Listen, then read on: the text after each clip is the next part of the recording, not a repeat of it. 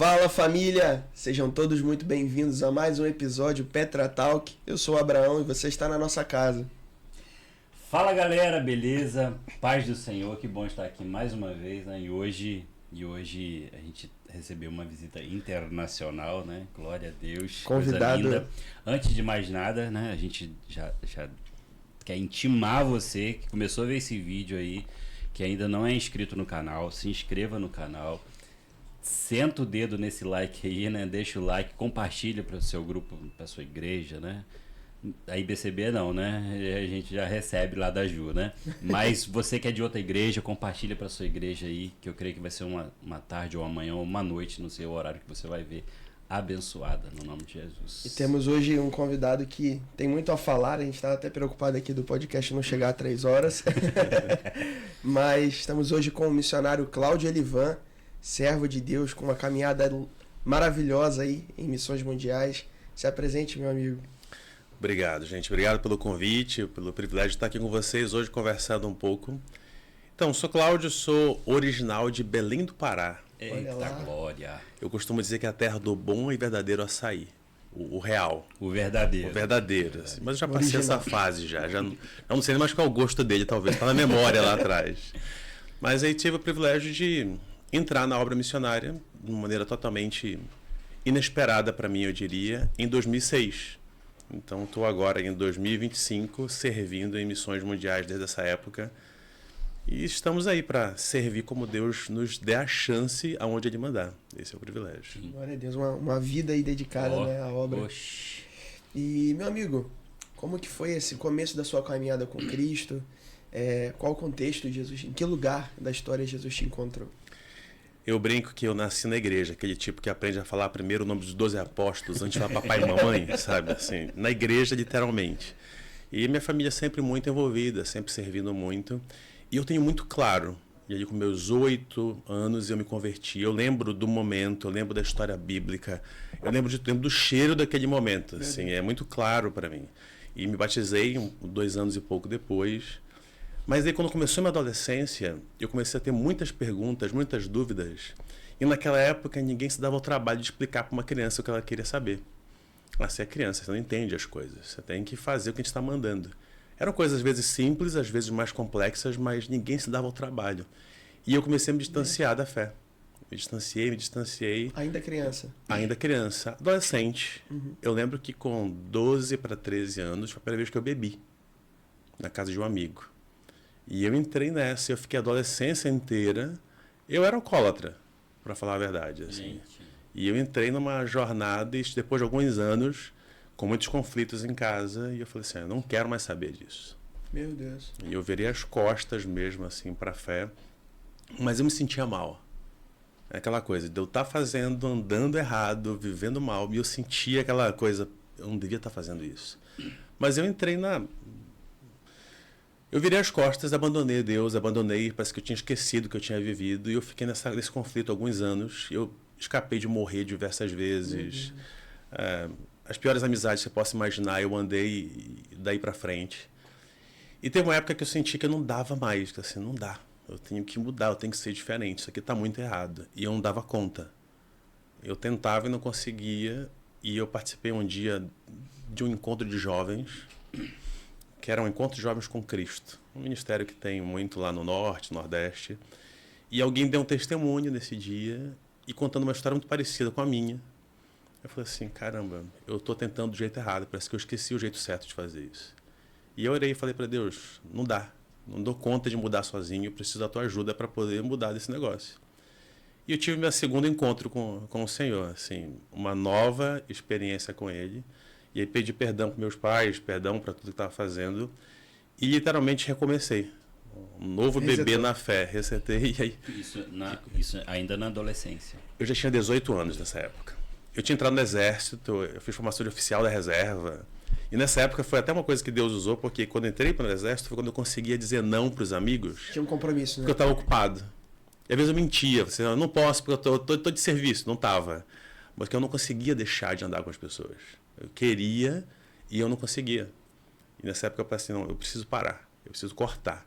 E fiquei alguns meses nessa luta e depois essa volta para o Senhor. E aí foi. E aí foram os anos e aí a minha vida foi mudando.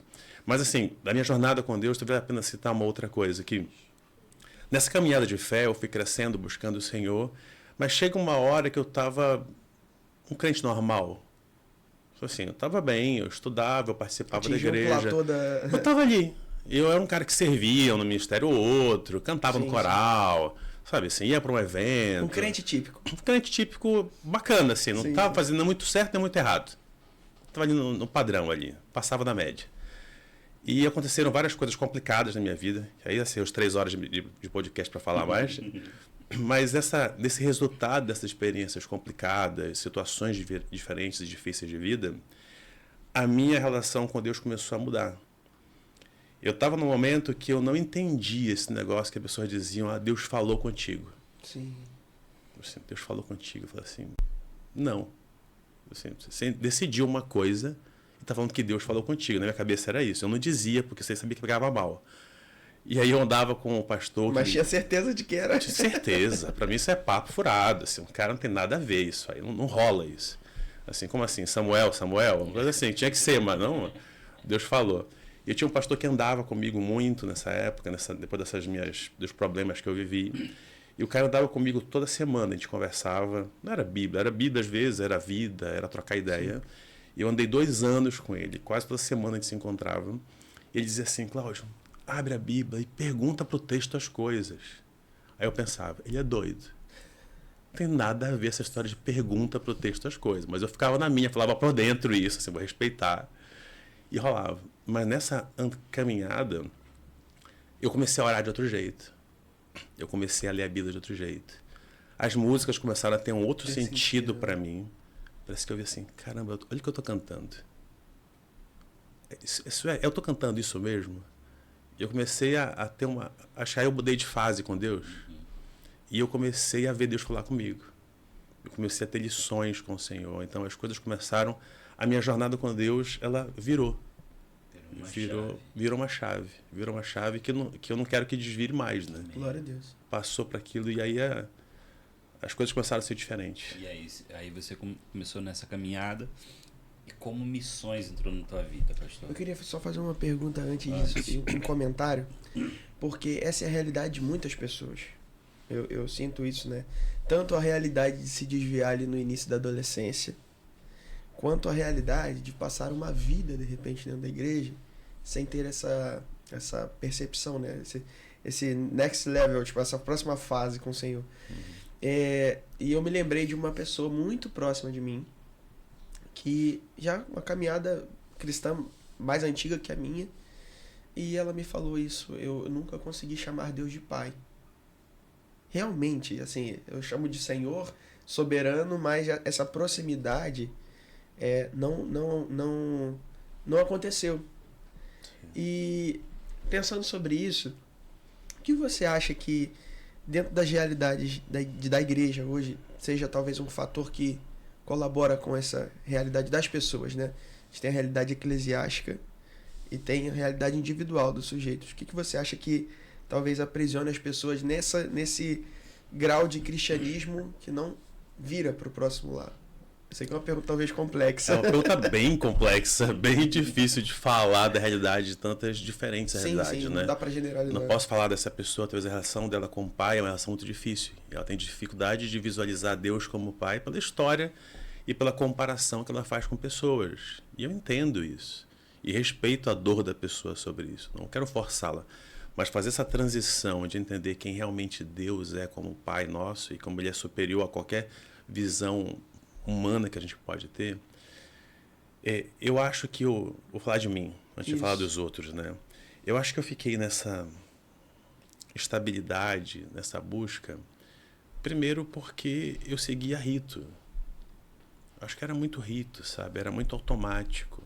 Para que eu leio a Bíblia? Porque eu tenho que ler a Bíblia. Eu estou lá no culto, eu tenho que estar no culto. E era bom. Mas eu não estava abrindo meu coração para Deus, assim, ao ponto de admitir quem sou. É quase que bater o ponto. E era legal. A disciplina espiritual. Eu até ajudava as pessoas, assim, eu me sentia bem. Mas não é isso o evangelho. Deus não chama a gente para ser feliz. Às vezes a gente está assim, buscando Acho que é muito fácil a gente entrar na onda do que eu faço, eu sou reconhecido. Porque a gente cresce assim. Nossa família, assim, você faz bem e você ganha o dinheiro da mesada. Que é bom para educar nossos filhos para alguns valores, mas não é pela troca. Eu não amo minhas filhas porque elas fizeram coisas certas ou erradas. Eu amo minhas filhas, eu quero que elas se relacionem comigo. Então, acho que a minha história nesse momento da igreja era que eu estava numa atividade e eu não tinha um relacionamento profundo com Deus.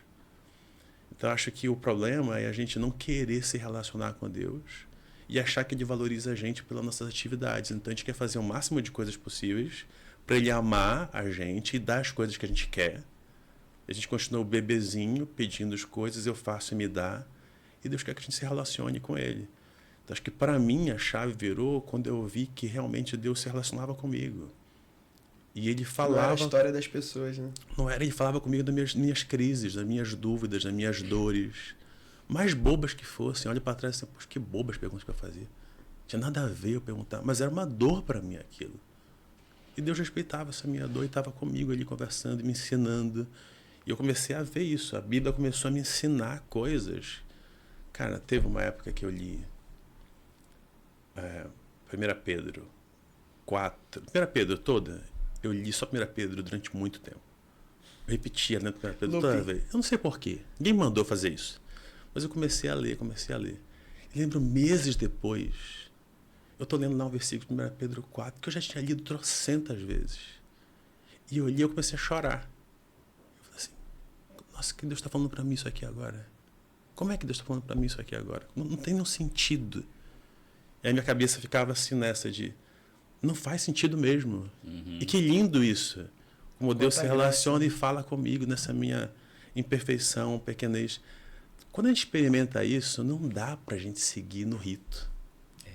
Não dá mais para a gente fazer para os outros verem, para aparecer. Acaba isso. Agora a gente tem que estar muito alerta. Porque a gente pode sair disso também muito rápido. Sim. A gente se perde porque a gente vive na pilha. Eu estava lendo ontem em Gálatas e aí Paulo vai falar, não é possível que vocês que começaram pela graça vão querer continuar pelas obras. Ele fala sobre isso, né? Mas na realidade eclesiástica muitas vezes a gente vive isso. A gente vê um modus operandi, a gente vê uma roda girando, a máquina como funciona e acaba achando que é essa liturgia que é a vida com o Senhor. E não... Cara, e a gente missionário, pastor, pode se pegar estudando a Bíblia para fazer sermão só. Tem pessoas que não se alerta, se não se preparar, se não está atento, ele vai ler a Bíblia só para dar estudo. Parece que você faz por obrigação. Assim, eu estou escalado para pregar domingo, então eu vou sentar para ler Bíblia. Trabalho. Pesquisa, organiza, sabe o que as pessoas querem ouvir. Você já está se perdendo. Você já está descolando. E é um pulo. E aí vai. Se Deus tem misericórdia para você conseguir voltar. Ele é um funil ao contrário, né? Se abre, já era. Então, assim, não sei se eu respondi a tua pergunta, mas... Sim.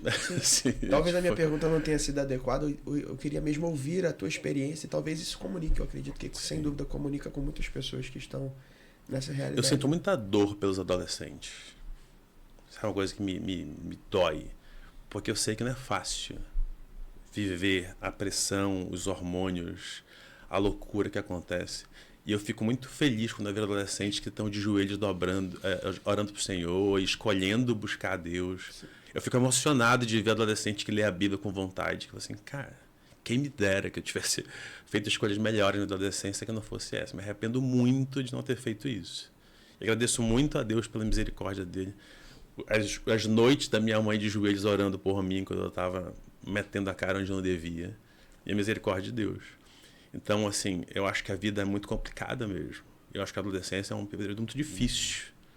E a gente, às vezes, como adulto, olha assim, pô, esse moleque tá fazendo isso, vagabundo, sei lá o quê, falar mal. E a gente esquece que a gente viveu uma época que foi ruim, e que era difícil, e que era uma luta. E hoje é pior, né, pastor? Hoje a fase de adolescente, o que o adolescente recebe é muito pior do que aquilo que a gente recebia. Muito fácil, né? Hoje, é muita exposição. A gente tem que andar junto, tem que estar como igreja cuidando dos outros, cuidando do adolescente, na dor dele, na dificuldade dele. Parar com a reprovação, dizer que está tudo errado. ser um lugar que realmente... Eu ouvi um pastor pregando esses dias um negócio, eu achei muito legal. Ele dizia que a igreja deve ser um lugar que todo mundo poderia fazer as perguntas... Idiotas. Quais fossem. Sim. A hora você dizia assim, cara, eu tô sentindo isso. E ninguém te rotular e te tratar mal. E te abraçar e estar contigo nisso. Então, assim, a gente fazer as perguntas mais absurdas, comportamentos mais errados, coisas mais inimagináveis, ele ter liberdade para na igreja sentar e dizer, olha, eu tô sentindo isso, eu tô passando isso. E ninguém olhar para ele feio. A confissão pública hoje é algo extremamente raro nas igrejas, né? Quem dera, queria que fosse 1 a 1. Fosse a confissão 1 a 1 que tivesse. Porque o cara esconde, não tem para quem falar, e ele fala anônimo na rede social. Ele fala anônimo num canal de qualquer coisa. E ninguém vai saber quem é ele. Ninguém tá com ele para cuidar dele. Que esse é o problema. Ninguém tá com ele para poder cuidar. 1 a 1 tem alguém do seu lado cuidando. Que se importa e vai andar aí. contigo. E vai andar contigo, seja no que for. E na tua história, né, interessante que parece que nos 2 momentos em que Cristo te sacudiu após conversão, né, um foi ouvindo um testemunho e a identificação, né, alguém que confessou ali a sua luta, e o outro foi alguém que decidiu caminhar contigo. Sim. Talvez até de maneira natural e indireta, mas que influenciou a tua vida a ponto de te fazer querer viver aquilo também com o Senhor. Sem dúvida. Isso é essa igreja. Sem dúvida, sem dúvida. Eu agradeço muito a Deus por isso, porque não é fácil. A gente agora, quando está do outro lado da moeda, ser quem anda com as pessoas e tem que andar e ajudar, como é que você, toda semana você tem que reunir 1 hora e pouco com alguém? Cadê a agenda para poder fazer isso? Mas, cara, alguém separou a agenda para fazer isso para mim. Como é que eu não posso ter tempo agora para andar 1 hora e meia por semana com alguém? E como isso ajudou, né, pastor? E como isso fez diferença na minha vida, na minha história. Eu não vou reunir com 50 pessoas. Sim. Mas eu tenho que ter lá as minhas 5, as minhas 10, que vou reunir 1 vez por semana, 1 vez a cada 2 semanas. O meu coração está nisso, de andar com as pessoas, porque eu sei que faz diferença. Agora pode voltar para sua pergunta. Fechou o parênteses e volta. A pergunta que eu tinha feito sobre missões, né? Como missões entrou na sua vida? Foi bem nessa fase também. Eu, apesar de crescer na igreja e ter toda essa história... Os seus pais sempre eram cristãos? Na sua adolescência? O meu avô foi missionário e pastor por 50 e tantos anos, no interior do Amazonas, entrando naqueles barquinhos no meio do nada. Era aquele mês trabalhando de mestre de obra para levantar o dinheiro. Herói da fé, né? Para entrar lá no meio do nada e pregar, onde ninguém ia. Aquelas coisas assim, bem doidas, com o seu acordeon. Coisa linda. Então é muito legal assim, a história do meu avô, mas minha mãe se converteu no campo missionário e tudo isso. Muito curioso, eu soube isso muitos anos depois da minha vida. O meu pai se converteu com o meu avô pregando, quando ele era adolescente. Meu avô, uma época, foi pastor de igreja também lá por Belém, e meu pai se converteu ouvindo ele, ainda adolescente. Então, assim, é muito legal assim, ver essa história de Deus abençoando nossa família. Então já tem uma veia missionária aí, né? Mas eu, literalmente, não tinha nenhuma pretensão. Nenhuma, mas nada. Digo mais, eu nem entendi esses vocabulários cristãos, sabe? Assim, você é vocacionado? Eu fico, cara, assim, o que é isso? Só não sou, né? Eu não entendia nada, assim, Deus, você é chamado.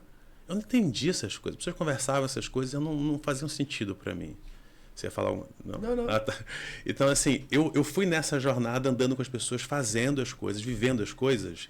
E nessa época, principalmente nesses 2 anos, com essa pessoa que andou comigo, e a minha vida foi tomando e eu fui me envolvendo com muita coisa. Então, lá em Belém, eu comecei a me envolver com trabalho com moradores de rua, e aí tinha uma vertente com hippies, que eu comecei a me interessar mais. E eu, assim, não gostava do jeito que a coisa rolava, do que as pessoas faziam, eu achava que tinha que ser diferente, eu achava que a pessoa estava muito no... Eu vou lá, dou o lanche e fico ali conversando, batendo papo, eu nem estou com os caras. E eu comecei a querer fazer isso melhor, comecei a conhecer ministérios com hippies, eu queria fazer um negócio assim, viajei para conhecer ministérios, gente que trabalhava com isso, eu estava me sentindo entrando nesse mundo cada vez mais dos hippies para poder me aproximar e fazer alguma coisa. Mas aí eu lembro de uma viagem dessa, assim, cara, teu chamado então é para trabalhar com hippies? Eu falei, cara, eu não sei o que é isso. Não, eu não sei nem o que é isso, eu não entendi a pergunta. Eu não vi ninguém me falando isso. A minha lógica era assim, eu tô vendo um negócio errado, eu tô vendo que tem que fazer alguma coisa e eu tô metendo a cara, assim, vou ver o que vai dar. E a minha vida estava meio desse jeito, sabe? Assim, mas... E Deus falando muita coisa comigo. E nessa coisa do livro de Jó, por exemplo... Você era solteiro. Eu era solteiro. E o livro de Jó era uma época que Deus falou muito comigo. E até então ainda tinha aquela prática de perguntar por quê para Deus para tudo. Assim, por que eu tenho que fazer isso? Se Deus me explicar por quê, Jó foi o lugar certo. eu meto a cara e faço tudo, Deus. Se eu souber, eu faço tudo. E Jó, terminar a história dele sem saber por quê, quebrou minhas pernas, né? Eu fiquei assim, como assim? E agora? E eu senti, e essa coisa da minha mudança de relacionar com Deus, de ouvir Deus falar.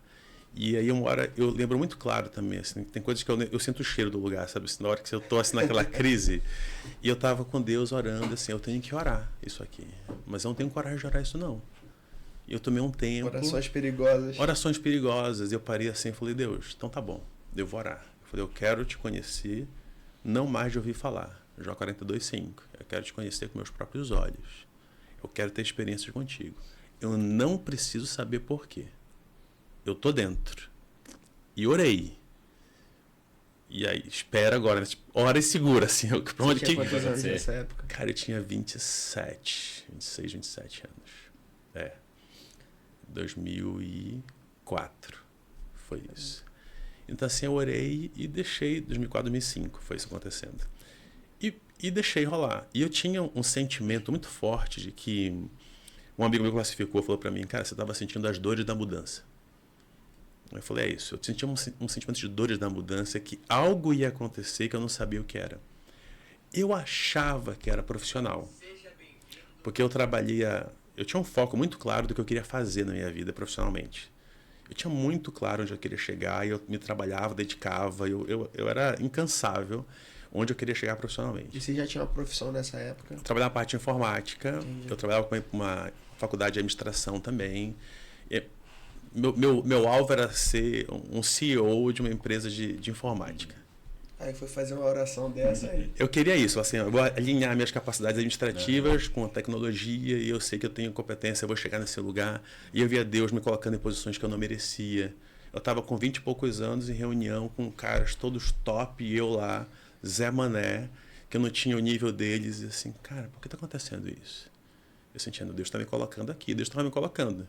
E o chefão dizia assim, o melhor aqui da equipe é o Cláudio. Eu assim, tá doido, não tem como eu ser o melhor. Olha os caras que estão aqui, são muito melhores do que eu. E Deus me colocando, eu falei assim, é isso que Deus quer para mim. E assim, eu ganhando grana, e eu abençoando gente. Eu falei assim, é isso, eu tô nessa. E nessa coisa do sentimento das dores da mudança, a primeira vez eu conheci um headhunter na vida. Eu não sabia nem que tinha ouvido falar que tem headhunter, nunca conhece um, né?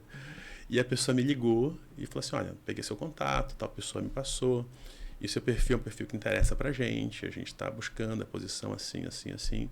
Você tem que fazer umas provas, mas com certeza você vai passar, e o salário é tanto, você tem que mudar para essa cidade, a gente paga a sua mudança. Era no Brasil mesmo? No Brasil mesmo. A gente paga a sua mudança, esse primeiro mês fica no hotel, se for preciso fica o segundo mês no hotel enquanto procura a casa. Caramba. E a gente tal. E essa hora eu ouvindo tudo, que era o meu script, não era o cargo ainda mas era tipo uns 3 cargos antes. Já era sendo para chegar muito próximo. E era a virada que eu queria. E a pessoa falando, e meu coração gelado. Assim, não é isso. A pessoa falando, eu falei, não é isso. E a pessoa falou, apresentou tudo. E aí, vamos passar para a nossa fase e tal? Eu falei, não. Obrigado, eu vou passar. É o salário, a gente pode melhorar um pouco mais, pode fazer isso, tal coisa, pode melhorar a condição. Eu falei, obrigado. Eu estou em outro momento da minha vida. Não pediu, vou orar, não. Eu estou em outro momento da minha vida. É para outra coisa. E não tinha ideia do que era. E não sabia não sabia o que era. Mas eu estava em... A sua mente dizia, não. Eu estava em paz e dizia assim, não é isso. Não é isso. E eu não tinha muita ideia dessa coisa de missões tão clara. Na época, a minha igreja tinha junta de missões mundiais que ajudava, eu dava oferta, eu fazia, mas era uma coisa muito distante para mim. E aí, passado algumas semanas, foi uma missionária falar na minha igreja, a missionária Nauzira Nascimento, que a galera batista principalmente conhece ela, Vocari conhece ela. Ela foi falar na minha igreja, alguém disse assim, vem aqui a missionária Nauzira, que ela trabalhou na África, ela fez tal coisa, não sei o quê. Eu falei, bacana, legal, tipo, que bom. Vou lá assistir a Eu irmã. vou lá. Eu estava na parte de informática, inclusive, eu ajudava a parte de multimídia. Eu sou da época que não tinha telão na igreja e eu brigava com o pastor dizendo, a gente tem que colocar uma tela bacana. Isso vai fazer diferença no culto. Essa coisa de interação da mídia com o culto. Eu que brigava na igreja por isso, na minha época. Era o cara assim. do Data Show. O cara do Data Show que queria fazer a coisa do telão de LED. E não existia telão de LED, eu sonhava com a coisa do telão de LED no fundo. Era o meu sonho, assim. E tava lá, a Nalzira foi falar. E, cara, quando ela falou de povos não alcançados, que eu não tinha ideia do que era isso. Alguém dizer que existem países que têm menos de 2% de cristão, ou menos de 0,2% de cristão, que não tem condições de saber quem é Jesus, não tem condição de alcançar o seu próprio povo para Jesus. Minha cabeça deu um nó. Eu falei assim, não pode ser. Eu não acredito que existe algum lugar no mundo que isso é verdade. Não pode. Eu fiquei assim, indignado de ouvir uma realidade dessa. Eu falei assim, e eu tô aqui de boa, na igreja, tranquilo, vivendo a vida que eu sonhei. Não dá. Assim, não dá. E ela tá falando que ninguém quer ir. Não dá. Eu não admito isso. É inadmissível. E ela falou uma noite, na outra fez o apelo, eu estava na frente.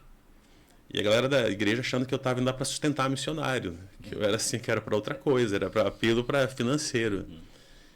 No dia seguinte, eu já informei nos meus empregos que eu ia sair. Meu Deus. No dia seguinte, eu tinha 2 empregos de carteira assinada. Primeira vez que você ouviu sobre isso? Primeira vez que eu entendi, que eu ouvi sobre isso.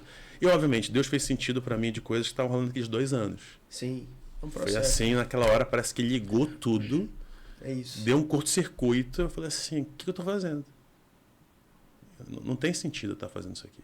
E era um projeto radical, na época, era para entrar e para dedicar 4 anos. E ela dizia lá, entre outras coisas, você tem que ser solteiro, não pode ter namorada. Eu estava namorando uma moça. Eu escrevi uma carta para a moça. Cheguei em casa, escrevi uma carta.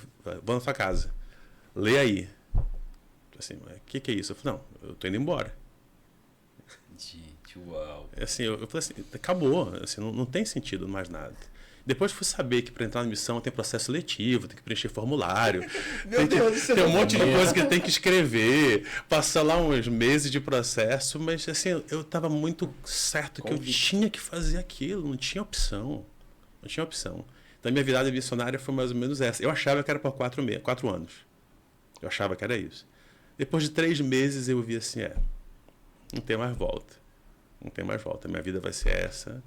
E aí eu entrei e começou minha jornada em missões. Que legal. Para quem de repente está ouvindo e talvez esteja nessa mesma condição de nunca ter ouvido sobre um povo não alcançado, o que define um povo como um povo não alcançado? Foi essa estatística que a gente usa normalmente, que define, quando existe de convertidos numa igreja cristã evangélica menor do que 2% a população. Isso seria classificado um povo não alcançado. Ele não vai ter condições de alcançar o seu próprio povo para o Senhor. E existe ainda nesse grupo que a gente chama de não contatados. É uma expressão que a gente normalmente usa, que seria menos de 0,2% de cristãos. Então, às vezes, não tem nada, não tem literatura, não tem alguém fazendo um movimento claro de discípulos, não tem... Você tem só trechos da Bíblia, mas basicamente é ter gente. Porque você pode ter os trechos da Bíblia, pode ter material, mas tem que ter gente. Sem gente alcança gente. Então você tem que ter uma igreja com pessoas que movimentam. Se fala hoje de mais ou menos um pouco mais de 3 mil povos ainda que precisam, que são considerados aí entre os 0 e 2% ainda. No Brasil, existe alguém não alcançado? No mapa tem povos não alcançados no Brasil. Populações mais indígenas, algumas regiões tem. Eu não sei te dizer os lugares. Se eu pesquisar, eu tenho como te falar. Mas a gente tem um mapa global e existem ferramentas que a gente usa no meio missionário, que a gente compartilha entre missões para saber os movimentos que estão acontecendo na direção para esses lugares. Então, as estatísticas são relativamente confiáveis. Tem o Joshua Project, é um negócio muito conhecido, a gente trabalha junto e tem estatísticas iguais ou melhores do que o Joshua Project para poder entender esses lugares. Então, a maior parte do mundo ela vai estar no norte da África, noroeste africano, você vai ter o Oriente Médio, você vai ter ali o sul da Ásia, sudeste asiático, é a concentração maior de povos, de etnias. Mas você tem pessoas dessas etnias hoje em dia no mundo inteiro. As pessoas com os deslocamentos do mundo, essa diáspora toda, você vai ter gente. Então, às vezes é isso. Deus está levando essas pessoas para lugares, elas se convertem e podem voltar para os seus povos e evangelizá-los. Então, é um movimento muito comum, que a gente entende que Deus está fazendo isso mesmo, movimentando gente no mundo, a gente não pode perder a oportunidade. E normalmente as pessoas querem ou são forçadas a voltar para o seu país, para a sua localidade, elas voltam e para alcançar esses povos. É uma maneira de alcançá-los. Então, o povo não alcançado basicamente é esse percentual que a gente considera mesmo de uma igreja que não tem condição de alcançá-la. Não significa dizer que o Brasil, que é um país alcançado, não tenha necessidade do trabalho missionário, evangelístico. Tem. Mas nós, como Missões Mundiais, nos entendemos com foco para os não alcançados. Então, a gente, no mínimo, quer dar mais de 50% dos nossos recursos, pessoas, para trabalhar onde ninguém está indo, onde quase ninguém está indo, e onde a igreja precisa de muita ajuda para que ela faça a tarefa, porque ela sozinha não dá conta. Perfeito. E qual a religião que predomina nesses povos não alcançados? Você tem no mundo tanto o islamismo, o hinduísmo, são O Islã é o primeiro? Tá nessa Sim, parte? é primeiro. Mas você tem o hinduísmo também muito forte nisso. Você tem as religiões animistas, que são as religiões tradicionais, que muitos chamam, que é muito forte. Então são as principais, talvez, grupos religiosos que você tem. Você tem muitos, hoje em dia, muitos secularistas, ateístas também, que é um movimento também forte. Gente que desistiu da igreja, que já sofreu muito com a igreja, não quer saber dela, que é uma realidade muito comum em Europa, principalmente. Então, existem movimentos diversos. E, obviamente, para cada grupo e segmento desse, é necessário ter um treinamento, formas de alcançar e desenvolver, mas culturas muito diferentes. Conhecer a cosmovisão. Você pode ser o mesmo muçulmano, mas um muçulmano na Índia é uma coisa, um muçulmano no Iraque é outra coisa, um muçulmano lá no Senegal é outra coisa. Perfeito. E esses 4 anos viraram já 19, então, né? Vai fazer 19 esse ano. Esse primeiro lugar para onde você foi direcionado foi para onde? Eu fui para o Noroeste Africano, eu fui para o Senegal primeiro, ficar uns meses lá para aprender mesmo francês, mais cultura, e depois morei no Mali, que é um paísinho que eu não sabia nem onde existia. Tudo solteiro. Tudo solteiro. Meu irmão tá interessado na parte de solteiro. Né? Dá pra ir como solteiro. Dá né? pra ir como solteiro. E assim fui e vivi no interior do Mali, que é na fronteira com o Senegal, no meio do nada. Assim, era um final do mundo, assim, um negócio. Mas assim, muito, muito desafiador, muito complicado viver em lugares assim. Mas ao mesmo tempo Deus dá muita, muita graça.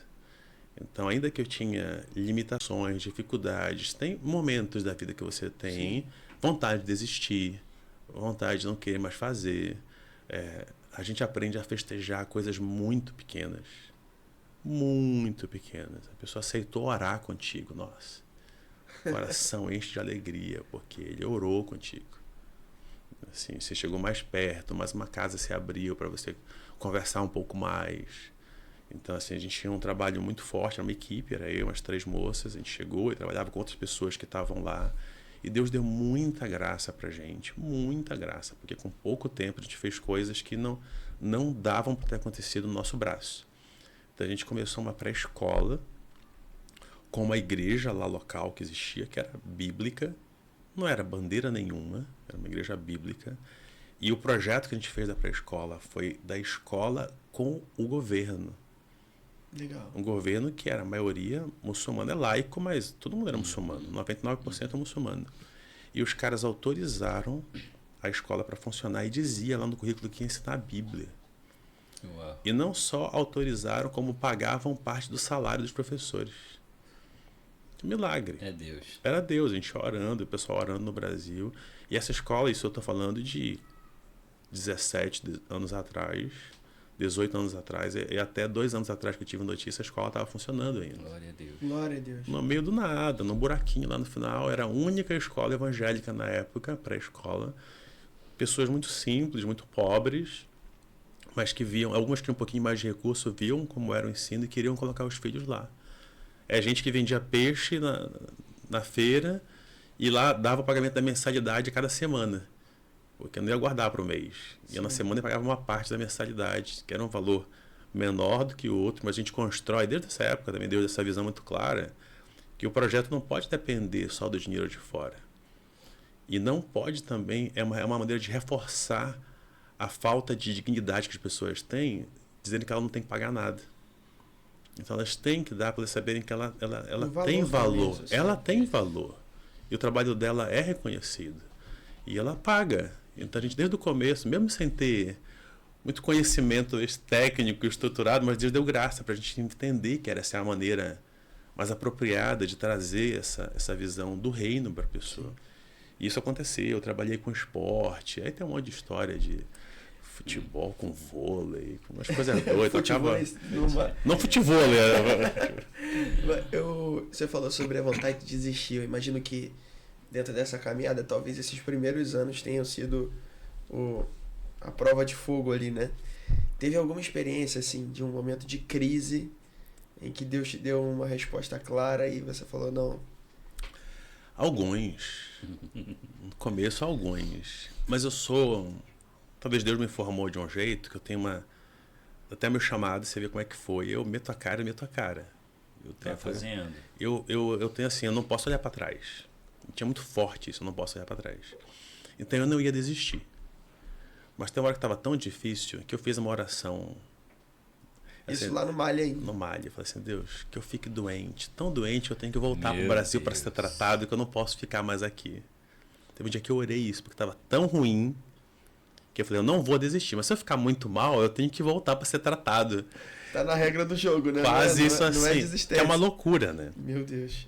Mas era a dor daquele momento. E passou, e o dia se renova, e a gente deixa... Obrigado, Senhor, porque o Senhor não tem todas as orações malucas, deixa passar aquela lá, que aquilo não valeu. Ainda bem que o Espírito traduziu. Ainda bem que o Espírito disse, ele tá doido, não tem nada a ver essa aí, passa direto. Então esse é um momento ruim, que eu acho assim, um momento de dor.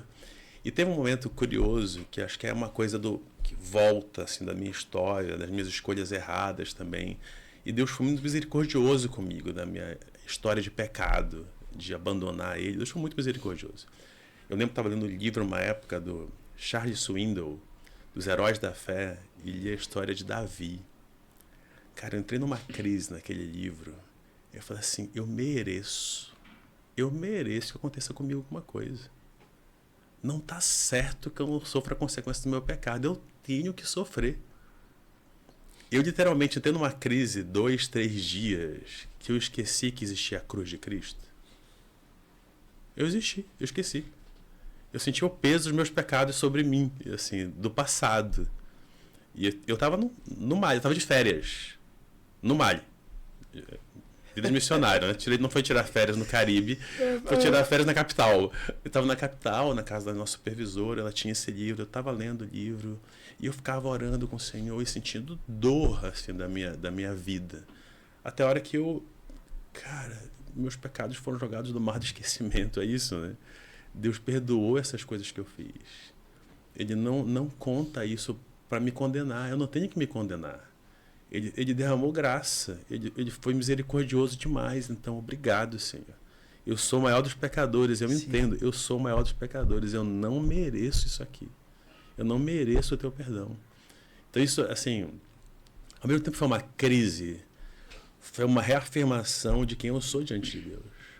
Então eu nunca esqueço que eu não mereço. Eu não mereço, eu tenho que dar tudo que eu posso e não vai ser suficiente. Não vai ser suficiente, porque não tem outra forma. Então, acho que são 2 momentos de crise forte, foram essas. Mas, pode pegar um pouquinho de água para ele, por favor. E aí você estava no Mali e teve vários países nessa lista aí até hoje, né? Mas eu queria saber em que momento você encontrou a sua esposa. Foi no campo? Boa. Verdade. Foi em Mali. Eu voltei pro Brasil, aí foi a época que eu fui fazer teologia. Entendi. Acabou. Você passou os 4 anos lá e veio de volta? Foi, eu voltei, aí também nessa dúvida, para onde eu ia, o que eu ia estudar, eu queria fazer outras coisas, pensei em fazer um mestrado direto. Enfim, Deus me direcionou, eu fui para São Paulo, fiz teologia em São Paulo, na Faculdade Teológica Batista de lá, e foi assim uma excelente escolha. Acho que Deus deu graça de ir para uma época boa, de viver coisas que foram importantes para mim. Nessa época eu comecei a trabalhar na junta com mobilização de juventude, a gente participou junto com a Alzira em vários projetos, criou um congresso que era assim, todos vocacionados, acabou também depois criando o Vocare. Eu estava na equipe que construiu essas coisas desde o início. E depois assumi o que a gente chama de Voluntários Sem Fronteiras também. Eu viajava para vários lugares. Enfim, nesse processo aí de estar no Brasil trabalhando com a Alzira, chegou um dia que alguém falou assim, olha, vai ter um congresso de Lausanne, lá na cidade do Cabo, na África do Sul. E quem estuda missiologia sabe o que é Lausanne e fala assim, sim, cara, tem vaga para voluntários, só que só tem para carregar a caixa. Você tá afim de ir? Eu falei, claro, eu tô pronto para carregar a caixa em Lausanne a hora que você quiser. E ter todo um processo seletivo e tudo mais. E eu fui como voluntário para a África do Sul, para trabalhar. E tô lá trabalhando e conheci uma argentina, que também estava de voluntária. Que se da Argentina para lá. Na final das coisas, fui trabalhar na parte de informática, que pegaram a minha história, eu dava suporte informática nas equipes, andava tudo mais, e ela estava lá na parte de cadastramento, inscrições do pessoal. E a gente se conheceu, eu conheci minha esposa lá, eu não falava nada de espanhol, falava português, inglês, francês e zero de espanhol. A gente se conheceu falando inglês e conversando um pouco. Eu estudei um semestre de português na faculdade, ela disse. A gente começou a falar português e a gente conversou um bocado naquele dia de congresso. Voltei para o Brasil, ela voltou para a Argentina e era MSN, dessa época. MSN, Skype, e conversa, e passado mais uns meses. E eu tava nessa coisa, assim, eu não queria ter um relacionamento à distância, eu achava que ia dar errado, achei que não tinha sentido, transcultural, é outro desafio, assim, tem um monte de coisa para dar errado. Mas Deus dando a convicção no meu coração, é ela. Mete a cara. E aí eu lembro que eu fui... Aí você, eu não vou desistir. Tipo assim, eu vou meter a cara. Eu não queria entrar pra dar errado. Sim, sim. Porque a outra crise de ser solteiro, é assim, eu vou entrar em relacionamento pra dar errado, eu não quero. Eu cheguei a perguntar pra Deus, Deus, não é pra não casar, eu não caso. Eu não quero me perder, eu não quero perder tempo. Com que eu não tenho que perder tempo. Quero dedicar para as coisas certas. E eu lembro direitinho, eu voltei de dezembro, do Natal, encontrei a Alzira, ela falou assim, Cláudio, como é que tá a sua história? Aí eu contei, e tem essa moça e tal, eu tô pensando de ir lá, encontrar com ela. Acho que eu quero aproveitar o período de férias da faculdade, vou lá por abril. Ela falou assim, mas abril? Você não vai agora? Eu falei, você tem razão. Comprei a passagem para alguns dias depois e falei, tô indo para aí. Ela, tá bom, vem. E aí foi começo de janeiro de 2011. Olha, tem que fazer a conta, né? Porque esse 2010, 2011 a gente começou, foi em 2010 foi o Congresso de Lausanne, em outubro, a gente se conheceu, em janeiro de 2011 a gente começou a namorar, e em julho de 2012 a gente casou. Uau! E aí casamos, e aí na Deus... Argentina. Casei na Argentina, ela veio pro Brasil, acabei a faculdade no Brasil ainda, e aí... E ela é missionária também? E ela, assim, ela era auditora do governo. Trabalhava como auditora, mas tinha um coração, a história dela com Deus também, de entrega, de saber que ela era para viver integralmente para o Senhor, mas não tinha ideia de ser missionária. Uhum. Mas Deus foi trabalhando coisas com ela, e quando a gente se conheceu, a gente tinha, assim, tudo muito aberto.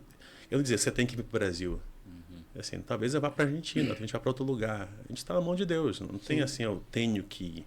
E Deus direcionou, ela veio, então ela começou a trabalhar também como missionária na mesma organização, que não era previsto.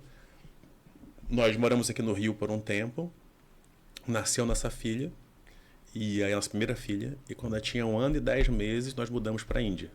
Meu pai, super tranquilo. Aí fomos para lá, Super isso em 2017. Ela fez 2 anos quando a gente chegou na Índia. Coisa linda, cara. E a gente viveu lá alguns anos, ela engravidou nossa segunda filha.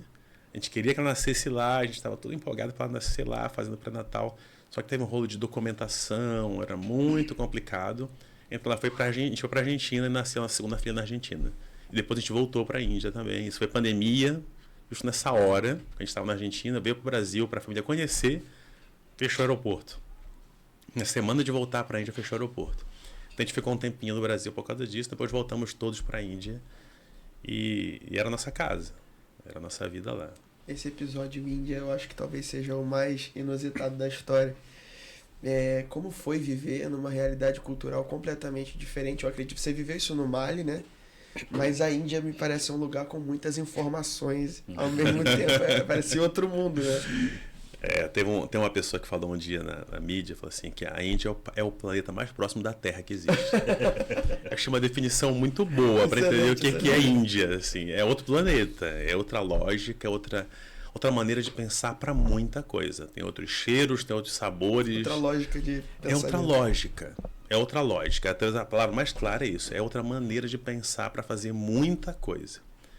Mas, de novo, Deus deu muita graça pra gente. Muita graça. A gente amava estar lá.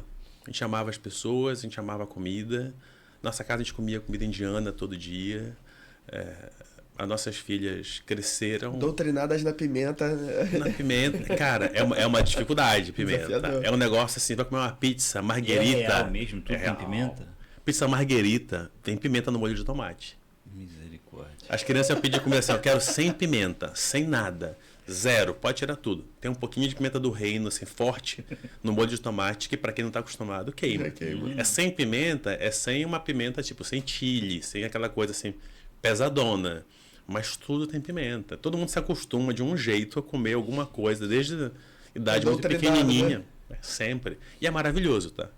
Assim, a comida espetacular. Assim, a gente está confiando no senhor, porque eu não faço nem ideia, nunca experimentei. Cara, eu acho assim, a gente tem essa... acho que assim, volto a dizer, a gente se abriu muito, a gente queria viver aquilo. A gente no começo, assim, começou a comer a comida adaptada, fazia uma coisa indiana, outra coisa, aí a nossa filha começou a ir para a escola, eu não queria comer comida da escola. Aí a gente falou assim, pô, a gente está errado. Como a gente está aqui, está comendo comida adaptada? Aí a gente radicalizou. Só comida indiana em casa. Às vezes fazia um estrogonofe quando recebia um vizinho, assim, para comida brasileira. Aí fazia um estrogonofe assim, sem graça isso, não tem gosto, não tem nada, como é que pode? E a gente foi... Deus deu graça de conhecer gente, conhecer pessoas, viver lugares, ganhar amigos. Amigos que eram hindus. E eram amigos, assim, de compartilhar a vida, de orar porque a pessoa não conseguia engravidar, de orar e jejuar e Deus, a pessoa engravidar e nascer a criança. E a pessoa é hindu. E está com a gente orando e jejuando e pedindo a Deus em nome de Jesus para poder abençoá-la. Nem sabe que tá... E a gente está ensinando. E vocês estavam lá como missionário? Algum projeto? Ou só... Não pode, né? Não pode. Não tem como. A gente trabalhava, eu tinha uma empresa. Era tipo um missionário espião. Basicamente. Assim, basicamente, Infiltrado. é por aí. Mas eu trabalhava mesmo, eu tinha numa empresa, eu era diretor de uma empresa de verdade. Assim. Eu fazia isso, mas eu trabalhava com a missão também. Só que nem minhas filhas podiam saber disso. Porque elas podiam falar na escola e eu seria expulso. Na Índia é esse nível. E isso só está começando. E vai ser cada vez pior. E Bom, lá é o hinduísmo? é o hinduísmo. E caminha a passos largos para ser um regime extremista hindu. Essa é a verdade. Politicamente, né? Politicamente. Bom, eu já não consigo entrar lá mais, certamente. Ainda mais assim, falando online e tudo assim. Aí que eu não entro mais mesmo. Já achava que nem entrar. Mas essa é a verdade. Nossos amigos, as pessoas diziam isso. Que o país caminha a passos largos para ser um regime totalitário hindu. Então, quem é cristão... Os muçulmanos sofrem perseguição. Uau! Porque são minoria. Tem estados que eles são uma presença grande, mas eles são 17% da população. É muita gente para 1,4, 1,5 bilhões de pessoas. Mas ainda é minoria. Então eu via programa de televisão que muçulmano foi apedrejado. Na TV. A pessoa contando. Não, Repórter investigativo, sabe? O cara contando que a gente pegou o cara e tal, porque ele estava dirigindo um caminhão que tinha carne de vaca. Alegadamente. Talvez nem fosse. Mas a perseguição é nesse nível, assim, dos valores, dos princípios hindus. Os hindus mataram Gandhi, né? Extremistas. Existe uma polícia toda do hinduísmo que trabalha para poder perseguir. Então existe um nível de perseguição bem alto, bem alto.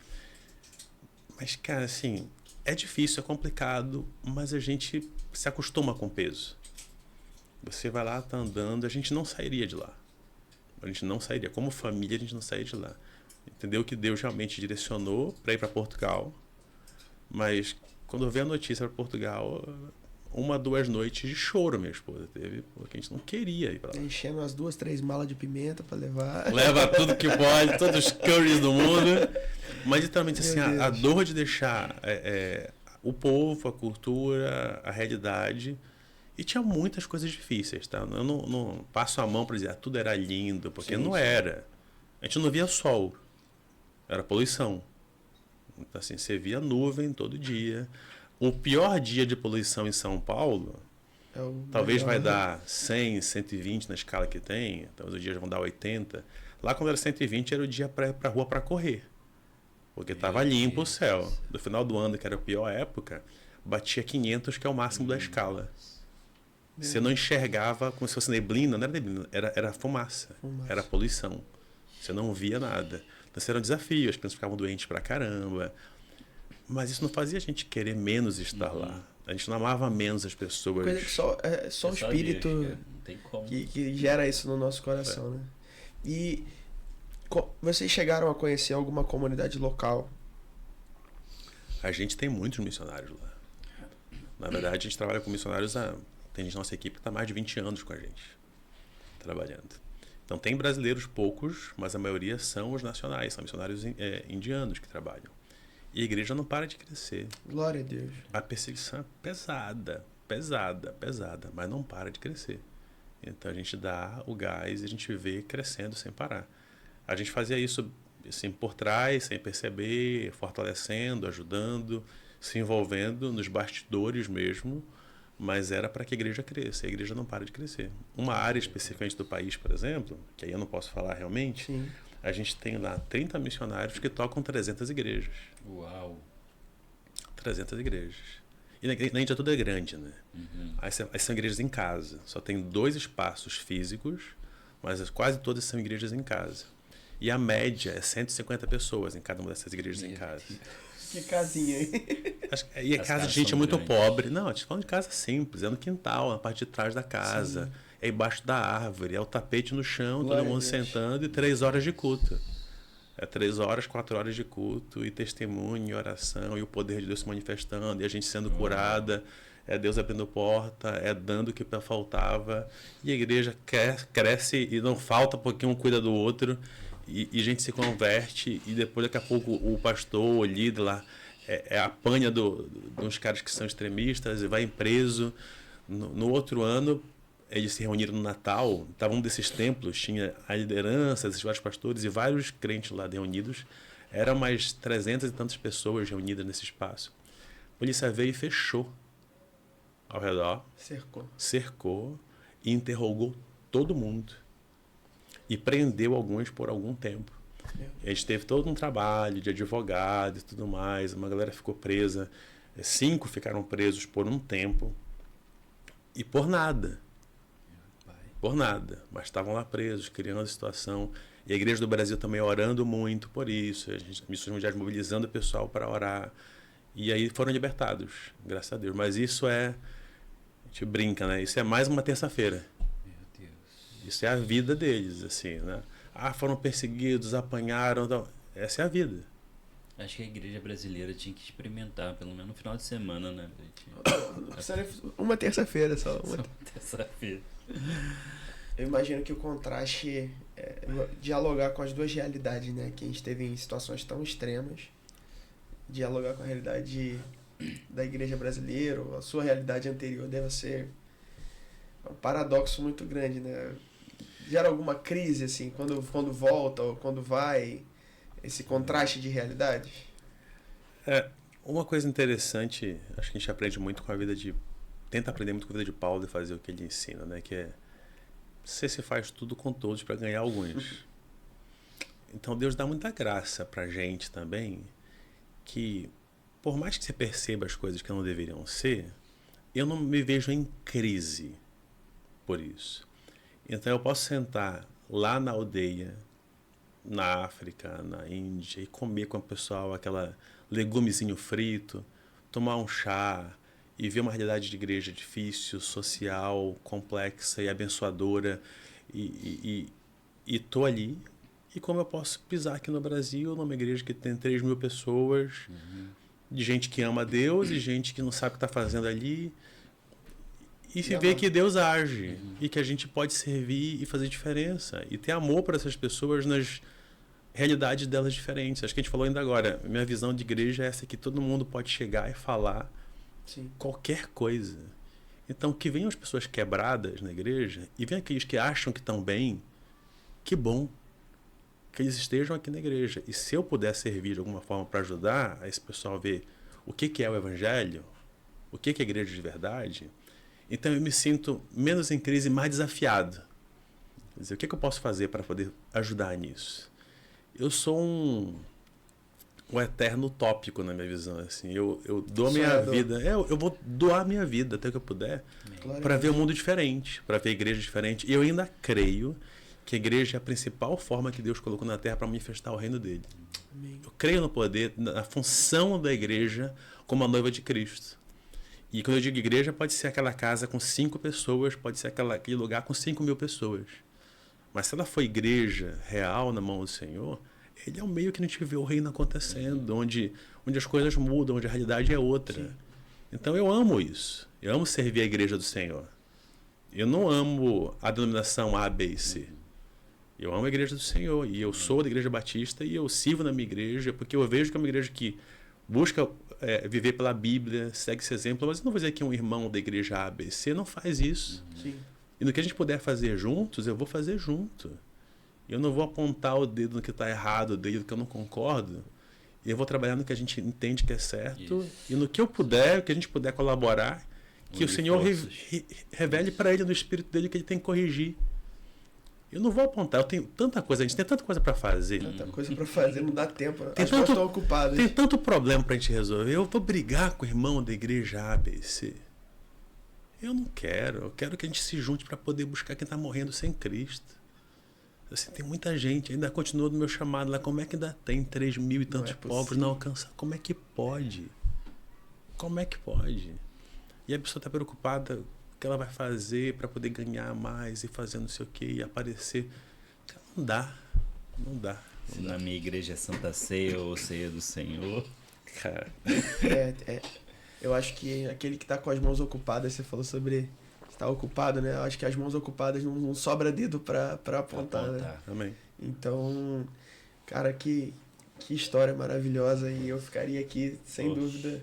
Eu queria saber só essa trajetória Índia-Portugal. Como é que... Pronto. Eu trabalho... a última estação, né? A estação atual, né? A última não sei. Mas é atual. Eu, desde 2016, eu assumi essa função das Nações Mundiais, que é o líder global de desenvolvimento comunitário. Desenvolvimento comunitário, para a gente, é a forma que a gente quer plantar igrejas através de programas sociais que vejam a necessidade das pessoas, trabalhem com as potencialidades delas, ou seja, o que Deus já está fazendo lá, para poder alcançar esses mais pobres entre os povos não alcançados. Então, eu assumi a liderança global disso. E a gente tem trabalhado, a gente tem 93 países hoje trabalhando. Né? Na nossa área de desenvolvimento comunitário, a gente está em 65, 68 países, que está mudando agora esses dias.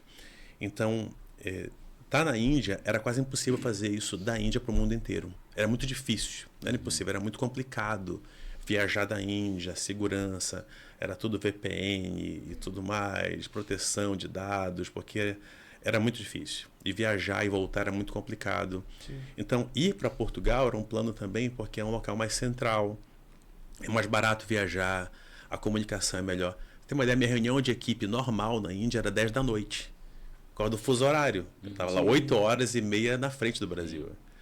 Então eu tinha reunião 10 e pouco da noite, era normal, padrão, assim. Até complicado ter reunião tarde, e o custo de viajar, e as perseguições. Então ir para Portugal é mais barato, é mais simples. É uma exposição muito maior também. É uma exposição. Eu nunca poderia estar falando com vocês sobre isso aqui morando na Índia. Eu usava pseudônimo, minha foto não aparecia em lugar nenhum.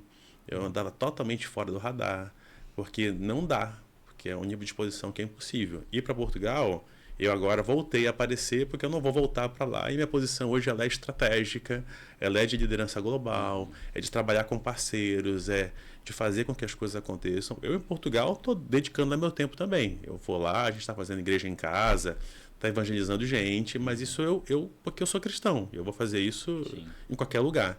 Mas no meu trabalho de Estilo de missionário... vida, né? É a minha vida, não tem como eu não querer viver isso. Mas eu como missionário, minha função hoje é uma questão de conexões diferentes, de reuniões diferentes, de impulsionar para que a gente trabalhe para completar a tarefa que Deus deu para a gente. Amém. Então, ir para Portugal tem a ver com isso. É um choque, é complicado, mas a gente vê uma realidade de uma igreja que precisa também crescer lá. A gente vê Portugal com gente do mundo inteiro chegando. Você fala inglês fácil em Portugal. Tem gente falando inglês para todo lado, gente estrangeira para todo lugar acontecendo. Uma igreja crescendo com pessoas de todos os países. Eu lá estou numa igreja internacional que tem gente de 40 nacionalidades. Eu reúno segunda-feira à noite com um grupo lá de homens para a gente orar. Aí sou eu brasileiro, um da Lituânia, um da Dinamarca, um da Alemanha e um dos Estados Unidos. E a gente passa a noite lá na segunda-feira orando e buscando o Senhor e tudo mais, com gente que Deus tem movimentado. E de Portugal, a gente está vendo que o movimento que Deus tem feito uma coisa diferente em Portugal agora. Muita missão está indo para lá, muita gente indo para lá, Deus revelando para muita gente ir para lá sem saber porquê. E a gente meio que está nesse grupo, assim, a gente tinha uma ideia, mas a gente viu que Deus está fazendo algo diferente, trazendo pessoas. É um movimento estratégico. E a gente crê que Deus vai fazer uma coisa nova, está fazendo uma coisa nova de Portugal para o resto do mundo. O que tem de gente que a gente tem visto converter, igrejas novas acontecendo de Sudeste Asiático, de Oriente Médio, Norte Africano, em Portugal, se convertendo em Portugal. Legal, cara. Então é lindo ver isso, que o Senhor está fazendo e a gente ora para que essa galera esteja firme no Senhor para voltar para os seus países e levar o Evangelho. Eu conheci um irmão lá agora, que eu não posso também falar sobre ele, mas ele tem um negócio e gente do Irã se converteu no negócio dele. E as pessoas começaram a trabalhar com ele, estão lá formando. E agora, por causa do trabalho dele, tem chance de... Ele foi convidado pelo governo do Irã para levar o negócio dele para lá. E ele está querendo colocar essas pessoas que são os iranianos lá para trabalhar um negócio dele de volta, que são cristãos comprometidos com o Senhor, que amam ele, discípulos de Jesus. Olha que coisa. Como é que pode estar acontecendo isso em É Portugal? Deus, cara. É Deus. É Deus em um movimento muito louco. Então, assim, a gente vê que Deus está fazendo isso, a gente está lá para estar nesse movimento de Deus. E a gente quer servir no que ele tiver pra gente. E eu acho que ouvir tudo isso reforça a ideia da Mission Day, né? O Senhor que está movendo cá, está movendo lá e as maravilhas do Senhor acontecendo na igreja indiana, na igreja portuguesa. Eu creio também que na nossa igreja brasileira, Amém. um tempo de despertamento. Amém. E, meu amigo, que manhã maravilhosa. Nós estamos de manhã aqui e nós costumamos encerrar o nosso episódio com 2 perguntas. Eu vou fazer a minha pergunta e o pastor Sli em seguida fará dele. Tanta coisa que eu pensar melhor aqui, mas me impressiona na história essa disponibilidade e essa certeza da vocação. Né? E talvez existam pessoas que estão nos ouvindo hoje, e aí a gente volta lá no começo da história, né? Que estão naquela fase anterior, ou já no início de uma nova fase, mas sem viver, talvez vivendo as dores da mudança, né? Como você disse. Qual conselho você daria a essa pessoa que nos assiste hoje, que está nessa fase que você viveu e compartilhou conosco? Essa fase que eu vivi lá, talvez ela não está muito diferente do que está hoje, em alguns aspectos.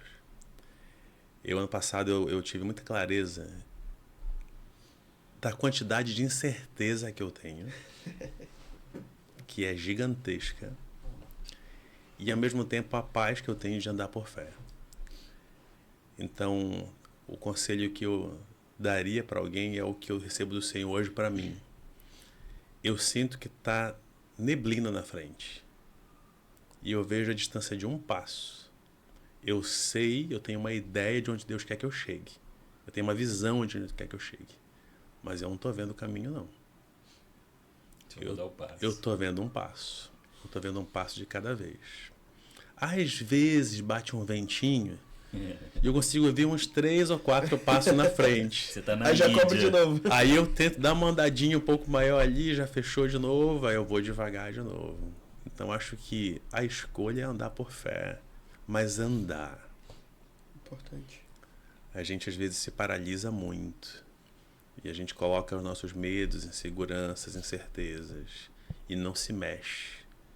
Então a gente precisa andar com o Senhor e da convicção de que Ele está dizendo para a gente ir. Então, eu continuo depois de 19 anos como missionário, que eu tenho 1 milhão de incertezas. O pessoal fala, missões mundiais, uma missão grande, tá em 90 e tantos países. Cara, a gente começa um mês sem ter o dinheiro para pagar o final do mês. E Deus dá a oferta, e chega as ofertas para poder pagar. A gente começa, às vezes bate um vento, você sai para pagar 2 meses na frente. Mas o normal, a gente vive numa cultura brasileira que é arrecada em real, a gente manda em dólar e euro para o mundo inteiro. Aí o Trump fala alguma coisa, o Macron fala outra coisa, acontece uma guerra não sei onde mais, o real estava 4, vai para 6, já está para 7. Eu não sei para onde. O dinheiro que você tinha em real vale 20% menos, vale 30% menos. E a gente continua andando por fé. E vai fazendo. E não parou a obra missionária, porque Deus é o Deus e o Senhor de tudo. E a nossa vida é dele. Então, se eu dou mais um passo, eu vou e não paro. Amém. Glória a Deus. Eu creio que a resposta é simples, né? Mas como alcançar esse povo não alcançado? Eu acho que Jesus, que ensinou pra gente, falou pra gente fazer, é isso, dar a nossa vida pelos outros. A resposta pode ser até relativamente simples, mas ela tem custo. Eu acho que amar as pessoas é um custo difícil. Eu estava semana passada numa formação missionária, entre missionários de liderança de várias organizações, a gente falava da luta de amar o inimigo. E dar de beber para o inimigo, dar de comer para o inimigo. Como é que a gente, como força missionária, como igreja, a gente vai alcançar o que persegue a gente? E literalmente, você vai lá cuidar da necessidade daquele outro que te odeia. E que quer que você desapareça. Então, acho que exige um movimento nosso, como igreja do Senhor, de entender o chamado que Deus deu para a gente, de não deixar de estar conectado com Ele, de escolher morrer mesmo. Tem que colocar, a semente tem que ir para o chão para ela poder crescer. E uma coisa muito forte, a coisa de 2 Timóteo 2:2, sabe assim, o que Paulo falou para Timóteo, o que eu te ensinei, você ensina para outros, que vai ensinar para outros. Tem desenvolvimento de 4 gerações. É a coisa da oração e do que eu querer morrer ou desaparecer. Ninguém tem que saber quem é Cláudio. Ninguém tem que saber meu nome. Meu nome não tem que aparecer em lugar nenhum. Não tem que ter, a igreja brasileira doou e fez. Não tem que aparecer. Tem que ser Cristo. Então a gente tem que escolher estar conectado sempre a Ele. A gente tem que morrer para nós mesmos. A gente tem que deixar na mão de outros para que eles façam. E que a igreja cresça. E que essas pessoas sejam alcançadas pelas pessoas que nós vamos alcançar. Amém. Então, ex-hindu que se converte, ele não vai ter que voltar para o povo dele para dizer, olha, o missionário dos Estados Unidos, do Brasil, se converteu com ele, olha aqui a foto dele, vamos sempre honrar a história do que ele fez. Cara, não tem que saber meu nome, se ele esquecer meu nome não tem problema. Mas se ele está lá crescendo, a igreja está crescendo, então a gente tem que ter uma escolha, uma mudança grande. É que tudo que a gente faz é para a glória do Senhor. Tudo que a gente faz é para que a gente morra e para que a gente diminua e que Ele cresça. Amém. E a gente dá a vida para isso. E a igreja vai continuar crescendo. E Deus disse que a gente vai alcançar essa missão. Glória a Deus. Mas é ralar. É. Não é tranquilo. Eu não tenho nem um pouco de romantismo sobre isso. Eu sei que é muito difícil. Mas vale a pena. Vale muito a pena. Amém. Glória a Deus. Pastorzão, tenha liberdade para deixar sua consideração final aí, de repente uma mensagem, algo que esteja no teu coração. Um abraço para a esposa, para as filhas. Abraço para a esposa e para as filhas que ficaram em Portugal. Acabei de chegar aqui ontem, de ficar um mês aqui trabalhando e muita coisa. Mas é isso, Veio com todo mundo? vim só eu. Eita. sabe o que é legal? Você falando de família, que uma ênfase de você falar de família, né? Com a minha esposa, a gente trabalha com nossas filhas que têm 9 e 5 anos de idade. Olha, o papai viajar e ficar fora esse tempo é o sacrifício que nós, como família, estamos dando. Isso é a nossa oferta diante do Senhor. Ele está lá, e é mais difícil para minha esposa tocar com 2 crianças, em ministério acontece, ela tem um monte de coisa para fazer, mas a gente está sacrificando a nossa vida, e é o nosso sacrifício que a gente escolhe como família fazer isso. Ninguém obrigou. Sim. A gente escolheu fazer, a gente faz isso com alegria, e ainda que seja difícil. E para uma criança de 5, 9 anos, que o pai está longe, é difícil. Minha filha ontem estava doente, indo para o hospital, e minha esposa tendo que se virar com a cama. É difícil. Mas a gente faz isso com alegria porque é para o Senhor. Então, acho que o abraço para ela e a mensagem para todos nós é essa, que a gente saiba do esforço que a gente tem que fazer e a gente faça com alegria, lembrando Filipenses 2, sabe? Jesus fez algo muito mais difícil, muito mais complicado. E ele é o nosso modelo para a gente fazer e a gente não se achar que a gente já fez o suficiente. E a gente se dá para ele e está alegre fazendo isso, que a obra é dele. Amém. Obrigado, gente. Se você está conosco até agora, pelo amor de Deus, deixa o seu like, compartilhe, faça parte dessa família e oramos sempre antes de começar pedindo que Deus conduza tudo, né? E eu creio que assim foi nessa conversa. Amém. Como eu saio daqui edificado. Amém. E muito grato ao Senhor pela sua vida. A casa é sua. Obrigado. Nós sempre. Obrigado a Deus. E que Deus abençoe a todos vocês que estão conosco até agora. Faça parte da família Petra Talk. Fiquem com Deus. Tchau, tchau, gente.